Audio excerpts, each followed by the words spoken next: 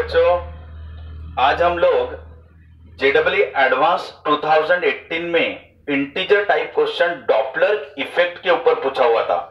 सो Doppler effect बहुत ही important topic है, इसके ऊपर कई बार क्वेश्चन आते रहते हैं।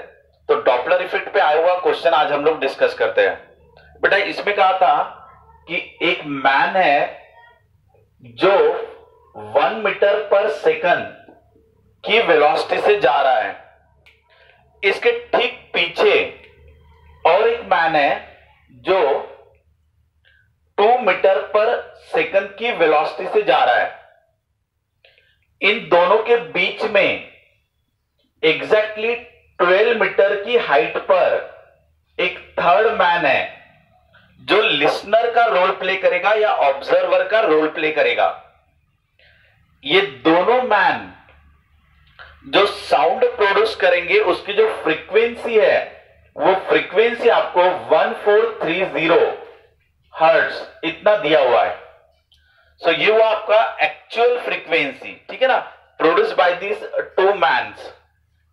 जब ये दोनों मैन एक दूसरे से 10 मीटर के डिस्टेंस पर है, तब ये थर्ड वाला मैन एग्जैक्टली सेंटर पे आ रहा है और वो 12 मीटर की हाइट पे आ रहा है, और ये पूरा का पूरा सिस्टम आपका वर्टिकल प्लेन में है। ये सभी के सभी आपके वर्टिकल प्लेन में आ रहे हैं। क्वेश्चन सबको क्लियर है? अब ये वाला जो फ्रीक्वेंसी यहां पर आएगा उसको F1 मान लेते, F1, और यहां से जो फ्रीक्वेंसी मिलेगी उसको F2 मान लेते। और डिफरेंस ऑफ फ्रीक्वेंसी यानी आपका बीट फ्रीक्वेंसी होता है।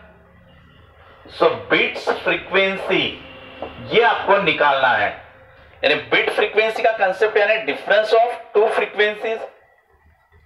क्वेश्चन शायद सबको क्लियर है, और एक बार मैं आपको क्वेश्चन रिपीट कर देता हूं। एक मैन है जो राइट की तरफ जा रहा है with velocity 1 metre per second, दूसरा मैन है जो जा रहा है 2 मीटर पर सेकंड की स्पीड से, वो उसके ठीक पीछे है, इसकी स्पीड है 2 मीटर पर सेकंड।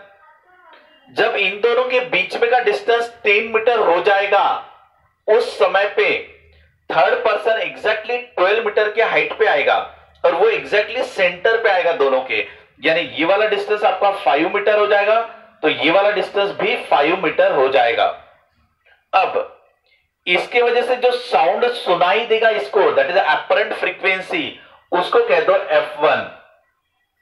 और ये जो दूर जा रहा है इसके वजह से जो साउंड सुनाई देगा उसकी फ्रीक्वेंसी कह दो F2। और आपको क्वेश्चन में बीट फ्रीक्वेंसी निकालने के लिए कहा है, ठीक है। सो बीट फ्रीक्वेंसी कैसे निकालते हैं? तो डिफरेंस ऑफ टू फ्रीक्वेंसी, तो सबसे पहले आपका कंसेप्ट जो आपको यूज करना है कि beat frequency is the difference of two frequencies. Clear? अब डिफरेंस ऑफ टू फ्रीक्वेंसी में से ये वाला तो नजदीक आने का रोल प्ले कर रहा है, तो F1 आपका ग्रेटर होगा देन F2, क्योंकि ये वाला जो मैन है ये दूर जा रहा है, तो ये अगर दूर जा रहा है तो इसकी जो फ्रीक्वेंसी रहेगी वो कम रहेगी। सो आपका F1 is greater than F2। ये एकदम ही क्लियर है, बिकॉज ये नजदीक आ रहा है तो ये दूर जा रहा है। अब देखो बेटा, पहली फ्रीक्वेंसी F1 कैसे निकालेंगे? पहले F1 का कैलकुलेशन कर लेंगे हम लोग। So first apparent frequency equal to actual frequency. अब V plus minus VS L upon V plus minus VS, या तो इसको L कहो या तो O कहो। बेटा ये अपरेंट फ्रीक्वेंसी यानी इसको सुनाई देने वाली frequency, that is apparent frequency. यहां पे जो फ्रीक्वेंसी जनरेट हो रही है वो F0, that is actual frequency. So actual frequency है F0, सुनाई देने वाली फ्रीक्वेंसी है F1। So apparent frequency equal to actual frequency. Velocity of sound, that is velocity of sound is 330। आपको velocity of sound is given, कितना है बेटा वो? 330 metre per second. This is the given value, velocity of sound. अब ये plus minus VL, velocity of listener और observer. तो ये जो लिसनर या ऑब्जर्वर जो है ये रेस्ट पर है। कहां पर है बेटा? वो रेस्ट पे है। तो रेस्ट पे है तो इसकी वेलोसिटी क्या हो जाएगी? 0। सो ये हो जाएगा फॉर्मूला F0। अब velocity of sound that is 330 divided by velocity of sound 330। ये वेलोसिटी ऑफ लिसनर और ऑब्जर्वर ये तो आपका रेस्ट पे है, तो ये हो गया 0 प्लस माइनस। अभी वेलोसिटी ऑफ सोर्स, तो बेटा वेलोसिटी ऑफ सोर्स आपका इस तरफ है, तो लेकिन हमें along the line of action चाहिए, तो ये वेलोसिटी ऑफ सोर्स है, इसका ये वाला कंपोनेंट हमको चाहिए, तो ये एंगल मान लेते थीटा, तो ये क्या हो जाएगा आपका वीएस का कॉस थीटा कंपोनेंट, तो ये वीएस की जगह पर वीएस कॉस थीटा आ जाएगा, वीएस कॉस थीटा। ये क्यों आया बेटा? क्योंकि आपका सोर्स और लिसनर की जो लाइन है वो ये है और वेलोसिटी ऑफ सोर्स इस तरफ है, तो हमें इसका ये वाला कंपोनेंट चाहिए, that is VS cos theta. तो बेटा velocity of source that is 2 which is given in the question, 2 metre per second की स्पीड है इसकी। अब कॉस थीटा यानी क्या? एडजेसेंट साइड अपॉन हाइपोटेनियस, तो बेटा ये 5 12 तो ये 13 होगा। आपका ये ट्रायंगल हमेशा याद रहना चाहिए, ये वाला होता है 5, ये होता है 12, तो ये रहेगा अपना 13। तो यहां से कॉस थीटा यानी adjacent upon hypotenuse that is 5/13। Clear? अब ये देखो बेटा एक्चुअल फ्रीक्वेंसी कितना दिया है 1430 विच is given in the question. Actual frequency आपको दिया है 1430 हर्ट्ज इनटू ये क्या हो गया आपका 330 डिवाइडेड बाय, अब बेटा इसमें से प्लस लोगे या माइनस लोगे? अब ये F1, अब ये देखो ये अगर नजदीक आने का रोल प्ले कर रहा है तो आपकी एपरेंट फ्रीक्वेंसी बढ़नी चाहिए, तो आपका एपरेंट फ्रीक्वेंसी बढ़नी चाहिए, तो ये तभी बढ़ेगा जब नीचे वाला घटेगा, यानी यहां पे क्या चाहिए माइनस साइन।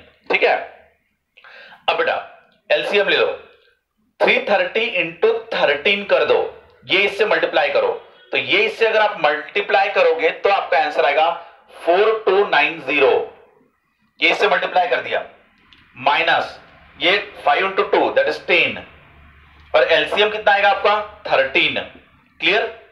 ये 13 आ गया एलसीएम, ये इसको क्रॉस मल्टीप्लाई किया तो वो आ गया 4290, ये हो गया आपका 10। अब ये 13 ऊपर चला जाएगा आपका, सो ये हो जाएगा इंटू 13। क्लियर बेटा? इसके बाद ये इसमें से माइनस कर दो, तो इसमें से 10 माइनस हो गया, सो 4290 में से 10 माइनस कर दो तो क्या बचेगा 4290, सो 4290 में से 10 माइनस कर दिया तो ये बचा 8, तो ये हो गया बेटा अपना पहला फ्रीक्वेंसी F1, इसको हमने निकाल के बाजू में रख देंगे। ठीक है, तो ये पहला फ्रीक्वेंसी हमारा हो गया। सिमिलरली अब हम लोग सेकंड फ्रीक्वेंसी निकाल लेते हैं, चेक करते बेटा, ये पहला इक्वेशन देके रख देंगे हम लोग। अब इसके लिए अब ये वाला जो है सोर्स ये दूर जा रहा है ना, सो ये दूर जा रहा है तो इसका भी ये वाला कंपोनेंट लोगे, कौन सा वाला कॉस थीटा, ये तुम्हारा वेलोसिटी ऑफ सोर्स और ये एंगल बनेगा तुम्हारा थीटा, तो ये भी एंगल बनेगा थीटा क्योंकि इक्वल डिस्टेंस है 5 12 13, तो ये वाला हो गया तुम्हारा वीएस कॉस थीटा और ये दूर जाएगा। अब ये जो फॉर्मूला है वो मॉडिफाई होगा, सो यहां पे तैयार होने वाली फ्रीक्वेंसी बोले तो एक्चुअल, इसको सुनाई देने वाली फ्रीक्वेंसी बोले तो apparent, so apparent frequency equal to actual frequency v plus minus VL upon v plus minus VS cos theta. But यहां पे सोर्स लिसनर या observer is again at the rest, तो ये वाला 0 हो जाएगा, सो बचा क्या आपका सिर्फ velocity of sound that is 330 divided by velocity of sound is 330। Now इसमें वेलोसिटी ऑफ सोर्स कितना दिया हुआ है 1, तो वेलोसिटी ऑफ सोर्स ले लो 1। ठीक है, बचा क्या बेटा आपका cos थीटा यानी again adjacent upon hypotenuse that is 5/13, तो ये हो गया तुम्हारा 5/13। अब आपको सोचना है कि प्लस लेंगे या माइनस लेंगे, तो बेटा ये वाला दूर जा रहा है, तो अगर ये दूर दूर जा रहा है तो फ्रीक्वेंसी क्या होनी चाहिए, घटनी चाहिए, तो एपरेंट फ्रीक्वेंसी घटनी चाहिए क्योंकि दूर जा रहा है। अगर दूर जा रहा है तो फ्रीक्वेंसी घटेगी, अगर फ्रीक्वेंसी घटेगी तो ये वाला बढ़ेगा, क्योंकि इसको घटने के लिए ये नीचे वाला बढ़ना चाहिए, तो प्लस ले लो। क्लियर? अब इसका कैलकुलेशन कर लेते हैं हम लोग, चेक करते बेटा। अब ये एक्चुअल F2, अब हम लोग यहीं पे शॉर्टकट में सॉल्व करेंगे।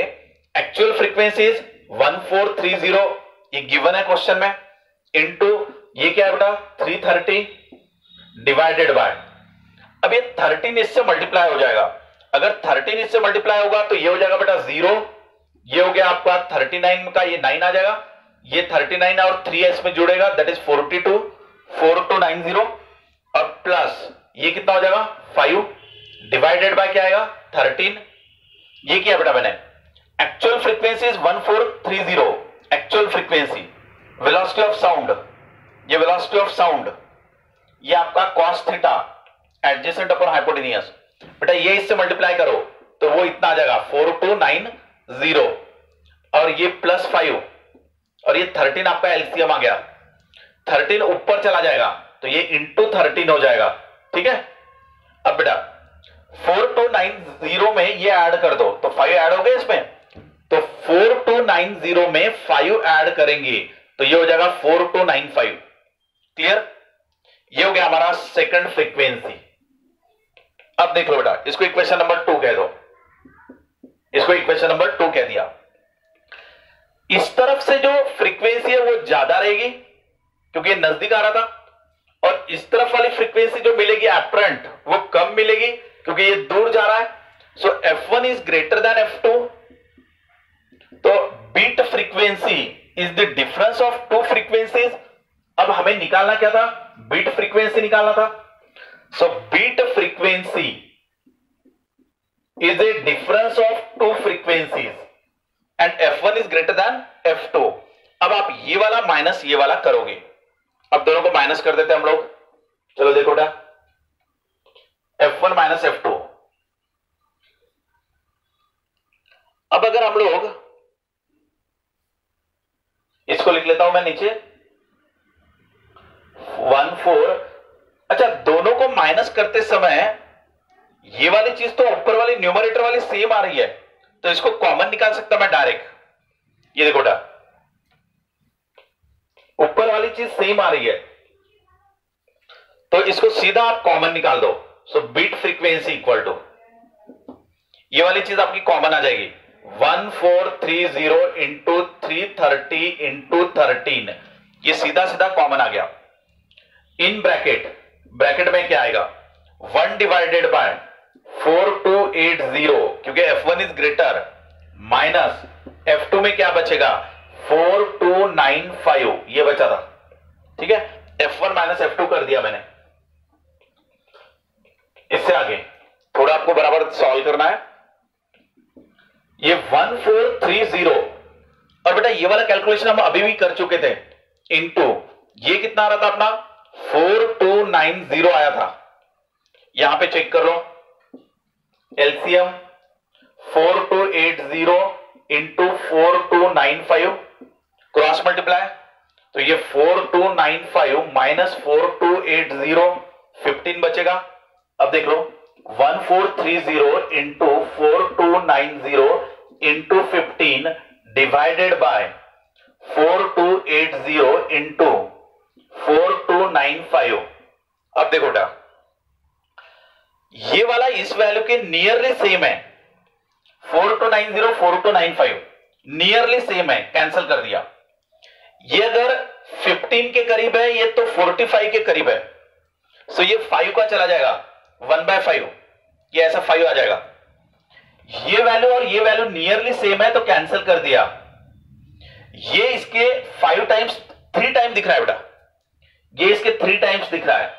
ये 15 है तो ये 45 के करीब है, तो ये 3 टाइम्स आ रहा है अप्रोक्सीमेट, और ये 3 और ये 15 तो 5 आ रहा है। सो ये आंसर आएगा अप्रोक्सीमेट 5। तो आपको इंटीजर टाइप क्वेश्चन था, उसमें आपको 5 को टिक कर देना था, तो ये 5 आपका आंसर है। सो ये क्या है बेटा अपना बिट फ्रीक्वेंसी। तो हर 1 सेकंड में यहां पर 5 बिट सुनाई देंगी, तो इसके फ्रीक्वेंसी में और इसके फ्रीक्वेंसी में 5 का डिफरेंस आ रहा है, जो कि आपका आंसर है बीट फ्रीक्वेंसी। क्लियर है बेटा? यह आपका डॉपलर इफेक्ट पे आया हुआ क्वेश्चन था जेडब्ल्यू एडवांस 2018 पे। डॉपलर इफेक्ट पे नीट में, जेईई मेन में, बोर्ड में, एडवांस में कई बार क्वेश्चन रिपीट होता रहता है, तो ये टॉपिक को भी आप अच्छे से हैंडल करो, इसको अच्छे से प्रैक्टिस करना। अगेन इस क्वेश्चन में कैलकुलेशंस थे, तो बेटा आपको कैलकुलेशंस प्रैक्टिस करना पड़ेगा, आपको बहुत से क्वेश्चन सॉल्व करते रहना पड़ेगा। जब तक आप सॉल्व करोगे नहीं आपकी स्पीड बनेगी नहीं, और स्पीड और कॉन्फिडेंस के बिना आपका नॉलेज कितना भी रहे एग्जाम में आपका स्कोर नहीं आएगा। एग्जाम में स्कोर बढ़ाने के लिए नॉलेज के साथ साथ प्रैक्टिस अगर रही आपकी, सॉल्व करने का स्पीड रहा, प्रैक्टिस करोगे तो स्पीड बढ़ेगी, स्पीड बढ़ेगी बाद में कॉन्फिडेंस आएगा, तो आपका एग्जाम में कम समय में आप क्वेश्चन बराबर सॉल्व कर पाओगे, आपका पूरा पेपर कवर होगा। तो बेटा आप प्रैक्टिस करते रहिए, ठीक है। Thanks to all of you.